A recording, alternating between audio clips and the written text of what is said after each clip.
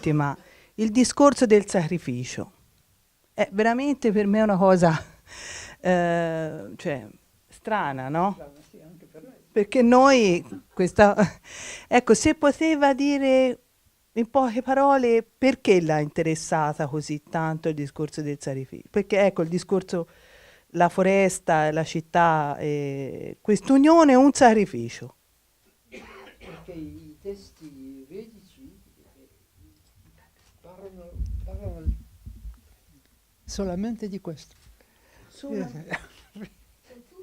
Tutto è interpretato in questo sistema. A quel tempo il sistema intellettuale indiano era tutto basato sulle cose sacrificali. Ora io sono totalmente ignorante. Il testo parla solo di quello. No, quel tempo ma i testi indiani parlano unicamente di questo. I testi anziani. Unicamente di questo. No, io È premetto che sono una totalmente metafora, ignorante. una metafora di tutto quello che è organizzato. Forse dovremmo dirgli che nel sacrificio partecipano tutte le classi della società, anche se certe sono alle care. Perché tutte devono portare qualcosa che serve, ma quelli troppo bassi sono cacciati lontano perché il sacrificio deve anche essere puro. Anche lontano dal sacrificio quelli più. Sì, non possono accedere perché sporcano. No, perché in India io, ecco, la cosa che so dell'India è che c'è forte il discorso delle caste. Molto forte. Quelli di casta, addirittura fuori casta, se si avvicinano all'area sacrificale la possono contaminare. D'altra parte, alcune cose credo che possano essere fatte solo da loro, però lontano, e poi vengono portate lì da persone intermedie, ma non sono sicura, forse il professor Malamud non è d'accordo. È così. Sì, è Ma così. è molto più complicato. Molto complicato. Spiegarlo in due parole proprio non si può, secondo me. Non sono a conoscenza. Tous les événements un peu compliqués sont interprétés sur le modèle du sacrifice. C'est-à-dire, le sacrifice, c'est une relation entre celui qui offre un sacrifice, celui qui permet, par son savoir, par son expertise, l'exécution des gestes, la divinité et la victime.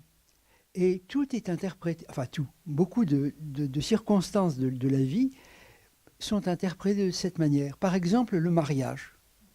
Eh bien, dans le mariage, normalement, je veux dire, dans l'orthodoxie brahmanique, mais encore même dans la vie courante, il y a un homme qui offre un sacrifice. C'est le père de la mariée. Il y a une divinité qui reçoit l'offrande. C'est le fiancé ou le mari.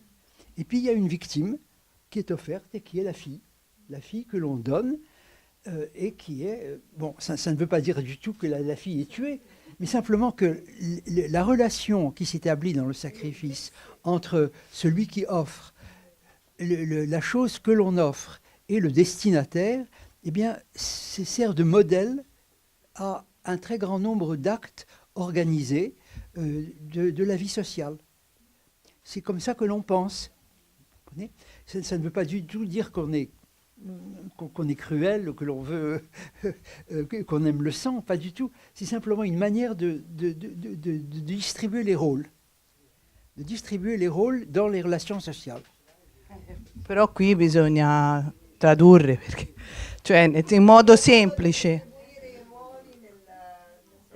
Anche il matrimonio, ha detto, nel matrimonio la donna com'è che rimane sola?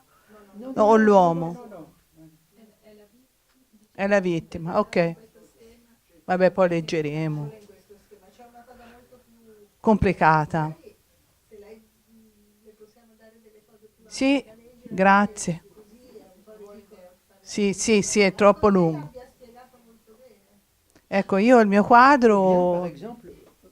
Par exemple, dans les rites funéraires, les divinités les défunts sont considérés tantôt comme des divinités, tantôt comme des offrandes.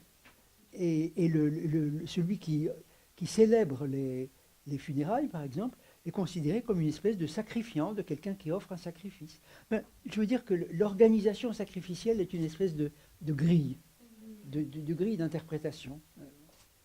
Griglia che serve a comprendere i vari momenti anche della vita umana, in particolare È tutto, ecco, sacrificio.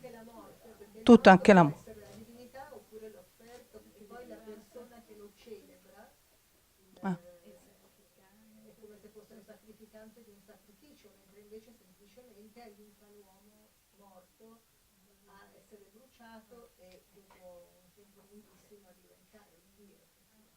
Molto interessante. Anche la preghiera può essere considerata come un dono sacrificio.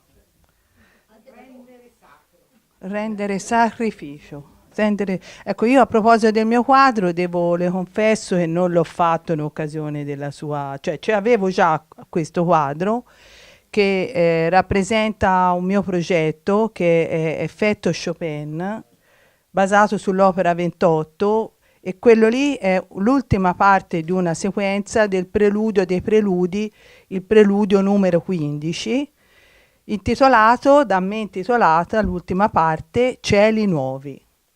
E l'ho portato perché mi è sembrato, cieli nuovi, mi è sembrato, poi tutto d'oro, insomma, questi cieli nuovi, questi tempi nuovi. Grazie, grazie tante, grazie.